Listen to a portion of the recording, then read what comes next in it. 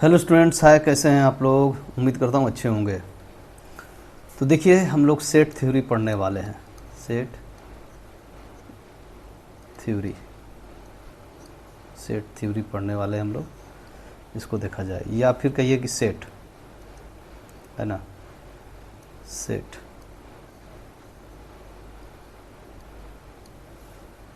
ठीक है,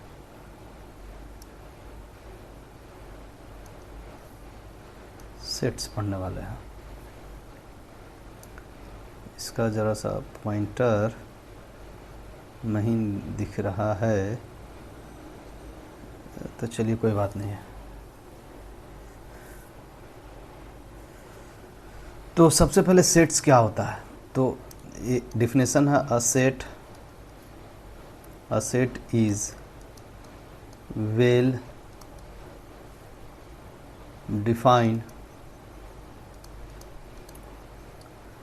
defined collection of distinct object, collection of distinct का मतलब होता है डिफरेंट, भिन्न भिन्न, distinct objects,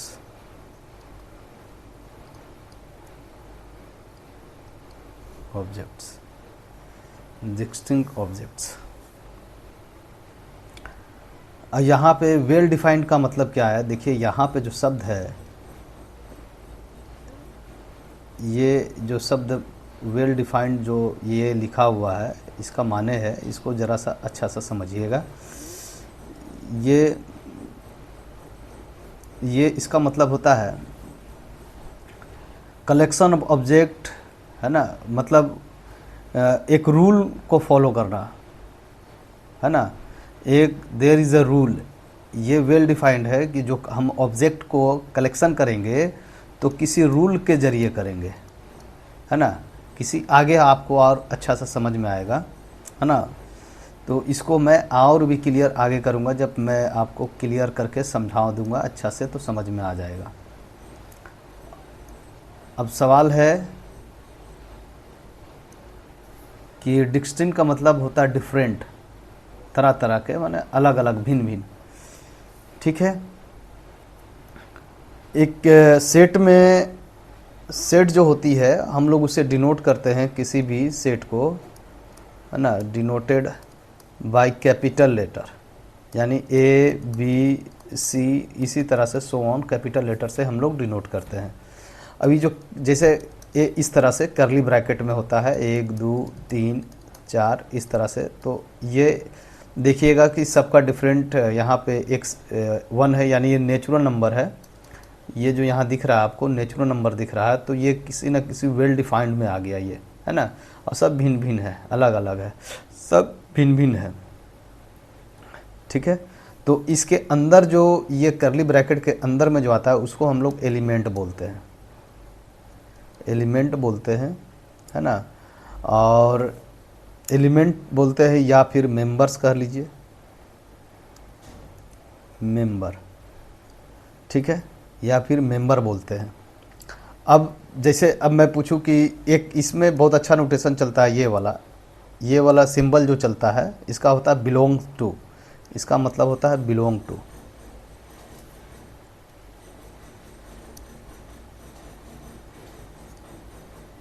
बिलोंग्स टू। मतलब अगर हम पूछें कि इसमें -1 है ए में, देखिए -1 तो ए में नहीं है, इसलिए इसको काट देंगे, नहीं है। अगर 1 है तो हम कहेंगे ए में 1 है ना। जैसे इस तरह से मैं खाली स्थान कर दूं और यहाँ पे ए लिख दूं, तो यहाँ पे आपको भरना होता है ये वाला है, बिलोंग्स टू। बिलोंग करता है कि नहीं इस सेट से, ए यहाँ पे ए जो है वो सेट बन रहा है। ठीक है, तो इस चीज़ को ख्याल रखना है। चलिए आगे बढ़ते हैं। अब ये पेज 2 है, 2 नंबर का पेज है। अब एक सेट देते हैं, हम गिवन करते हैं एक set, given a set S भी बोल सकते हैं, S and object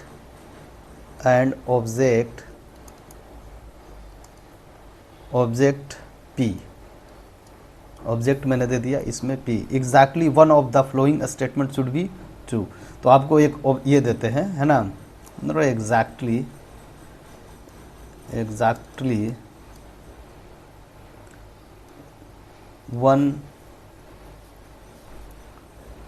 one of the flowing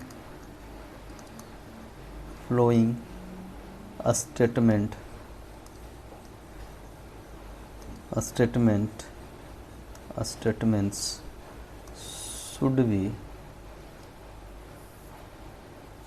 should be true। पहला P belongs to S, दूसरा P does not belongs to S।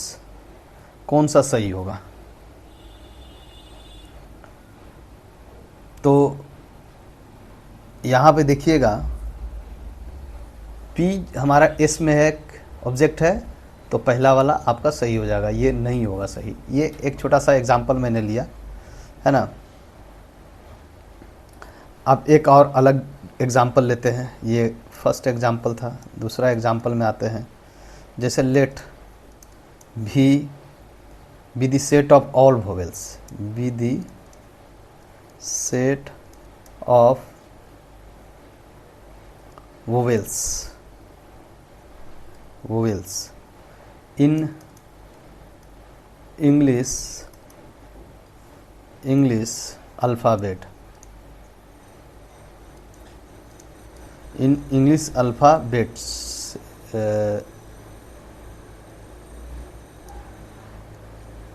Wait होगा यहाँ पे सिर्फ alphabet, then the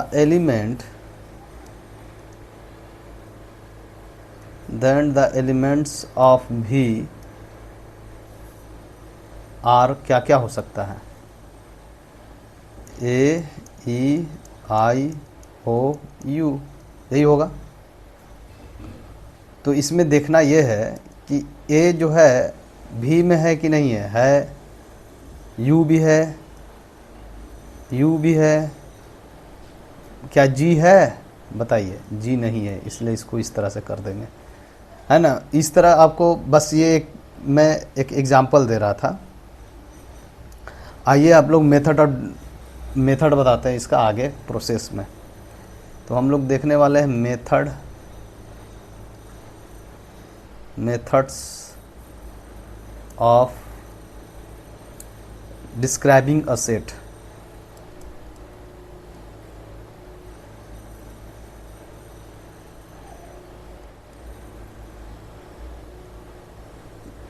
describing a set, method of describing of set. अब तो इसमें क्या है, टू मेथड्स है, दो मेथड्स है इसमें, टू मेथड्स सेट को डिस्क्राइब करने के लिए। पहला इधर लेते हैं, दूसरा इस साइड लिखते हैं। इसको रोस्टर फॉर्म में हम लोग कर सकते हैं, रोस्टर मेथड, या इसी को दूसरा नाम से भी जानते हैं रोस्टर मेथड को, लिस्टिंग मेथड, लिस्टिंग मेथड।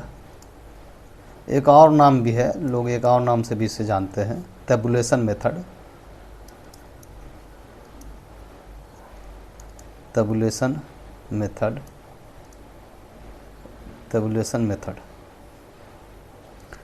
इस मेथड में क्या होता है कि हम लोग कॉमा लगाकर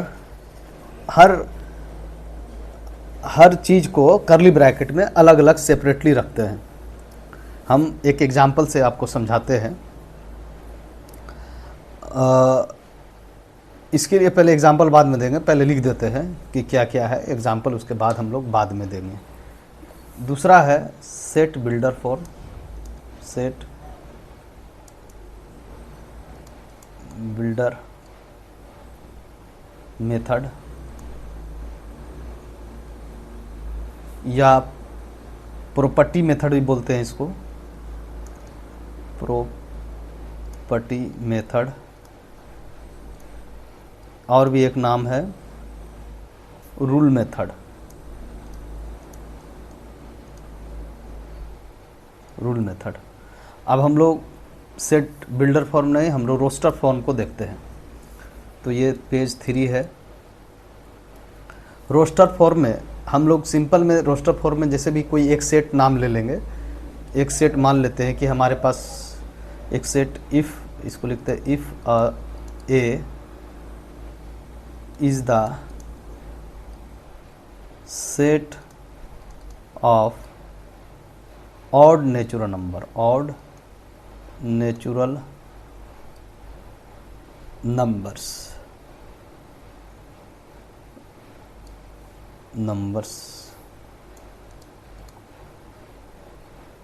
नंबर्स लेस देन 10। तो ए में करली ब्रैकेट इसको बोलते हैं। ए में मेरा पहला 1, 3, 5 और 9 हो जाएगा। ये हो जाएगा हमारा, है ना, ऑड नेचुरल नंबर हो जाएगा हमारा। एक ये बन गया। इसको हम लोग बोल देंगे किसमें, रोस्टर मेथड है ये हमारा। अब सेट बिल्डर फॉर्म में हम लोग इसी को किस तरह लिखेंगे, और सेट बिल्डर फॉर्म में, तो सेट बिल्डर फॉर्म में हम इस तरह से करते हैं, इफ़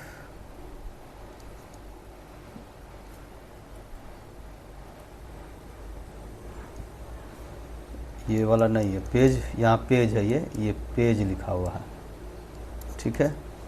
तो एग्जाम्पल है ये, इस तरह से लेते हैं कि if P is the set of all prime numbers, if P is the set of all prime numbers, short में लिख दिया। तो इसको सेट बिल्डर फॉर्म में P मेरा सेट बन गया, करली ब्रैकेट में x सच दैट x लिखेंगे। अभी x को बताएंगे, ई वाला जो x है इज़ द प्राइम बोलेंगे, इज़ अ प्राइम नंबर, इस तरह से लिखते हैं और करली ब्रैकेट बंद। तो ये आपको समझ में आ गया होगा। और भी इस पर एग्जाम्पल हम लोग जब ढेर सा देखेंगे तो और भी अच्छा से क्लियर होगा।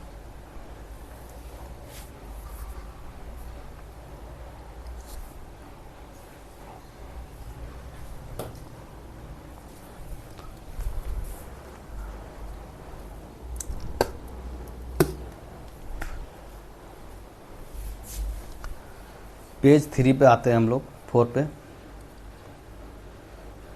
Page 4, finite and infinite set देखते हैं। Finite and infinite sets.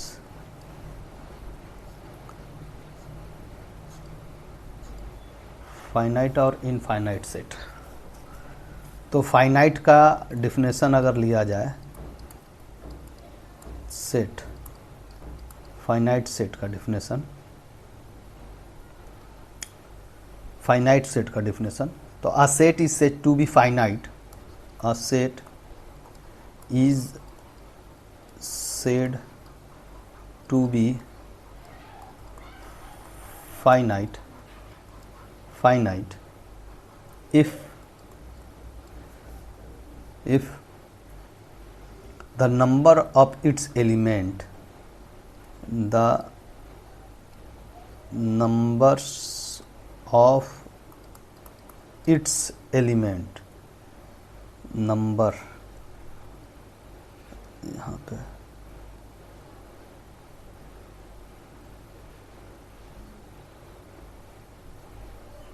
number of its elements, number of its elements is finite, is finite। अब यहाँ फाइनाइट मतलब, फाइनाइट का मतलब एलिमेंट को हम लोग काउंट कर सके, है ना। फाइनाइट मतलब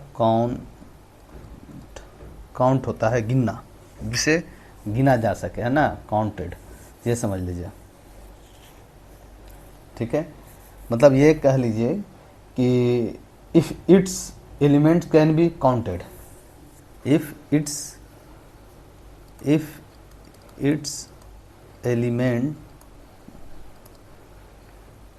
its elements can be counted, तो उसे हम लोग बोलेंगे फाइनाइट। ठीक है, इनफाइनाइट को देखते हैं अब।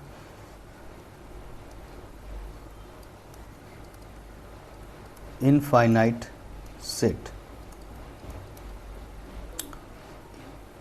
इनफाइनाइट सेट, इसी को उल्टा कर देंगे, है ना, कि a set is said to be infinite if the number of its elements is infinite, या फिर if we count its elements, है ना, one by one the counting never comes to an end, है ना। तो इसको इसे कर सकते हैं, a set is said to be said to be infinite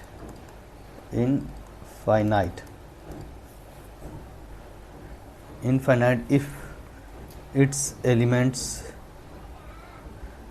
if we count its elements one by one, if we count its element one by one, the counting never comes to end, the counting never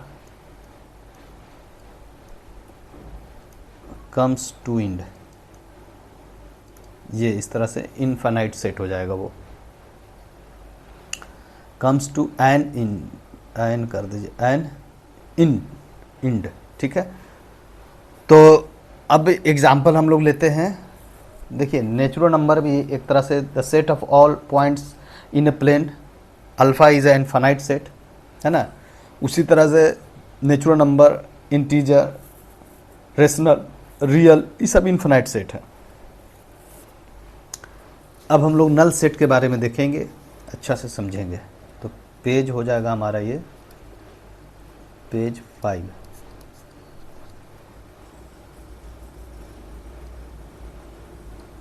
page 5, null set. Null set को empty set भी बोलते हैं और भी कई नाम से जाना जाता है। तो इसका डिफिनेशन होगा a set having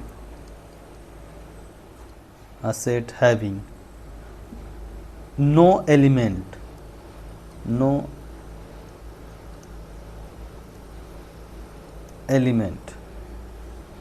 is known as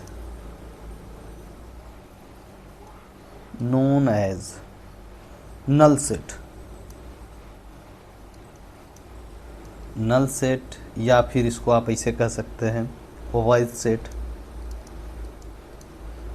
या फिर आप बोल सकते हैं एम्प्टी सेट।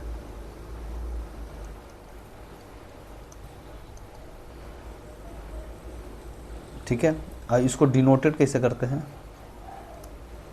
फाई से, या फिर करली ब्रैकेट डिनोटेड बाई ये फाई, या फिर आप कर लीजिए ये करली ब्रैकेट खाली करके दे दीजिए। ये भी आपका क्या है, नल सेट में आएगा, है ना। करली ब्रैकेट में कुछ भी नहीं है तो नल सेट हो गया। अब जैसे एग्जाम्पल लें हम, एक एग्जाम्पल इस पर देखा जाए तो हम इस तरह से कह सकते हैं कि इसमें x such that x is an integer,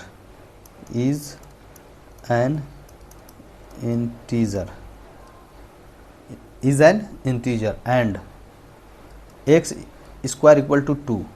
अब यहाँ पर प्रॉब्लम हो जाएगा, जैसे ही आप x को सोल्व कीजिएगा तो x स्क्वायर इक्वल टू 2, तो आपको क्या मिलेगा, कुछ भी नहीं मिलेगा।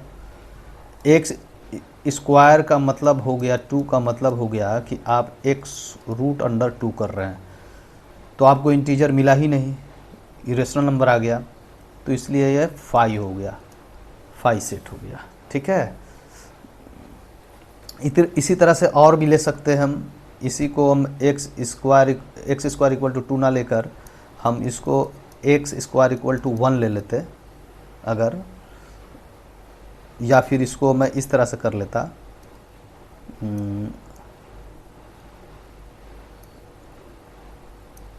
+1 इक्वल टू 0 कर लेता, है ना, +1 इक्वल टू 0 कर लेता, और मैं बोलता कि ये जो x है रियल है, तब तो आपको रियल आता ही नहीं है, एक्स स्क्वायर इक्वल टू -1 हो जाता, जो कि x की वैल्यू रूट अंडर -1 हो जाती, है ना। अब इसको हम लोग आईओटा बोलते हैं, तो ये तो कॉम्प्लेक्स आ गया, तो इसलिए ये भी क्या है, एम्प्टी सेट हो गया, 5 हो गया, ये भी एम्प्टी सेट हो जाएगा, 5 हो जाएगा। ये सेट कैसा है, तो एम्प्टी सेट है। पेज 6 में आते हैं हम लोग। 6 में एक लास्ट करके छोड़ते हैं, सिंगलटन सेट बताकर, सिंपल है।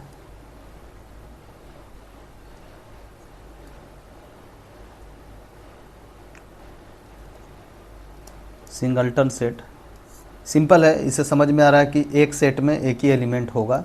आ set having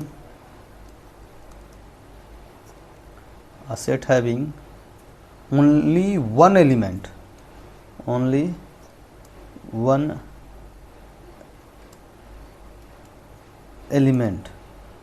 one element is called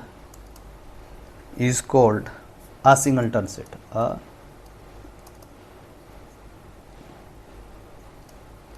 singleton set. बस आप इस तरह से भी ले सकते हैं, इसमें 0 तो ये भी है, सिंगलटन सेट ही है, ये भी सिंगलटन सेट है, ठीक है। या फिर आप इस तरह से भी ले सकते हैं, ये भी सिंगलटन सेट है। लेकिन अगर मैं ये कह दूं कि रियल की बात करूंगा तो ये सिंगलटन सेट नहीं बनेगा, लेकिन मैं रियल का कॉम्प्लेक्स की बात कर दूं, ठीक है, तो आगे हम लोग देखेंगे। ये भी सिंगलटन सेट हो गया हमारा।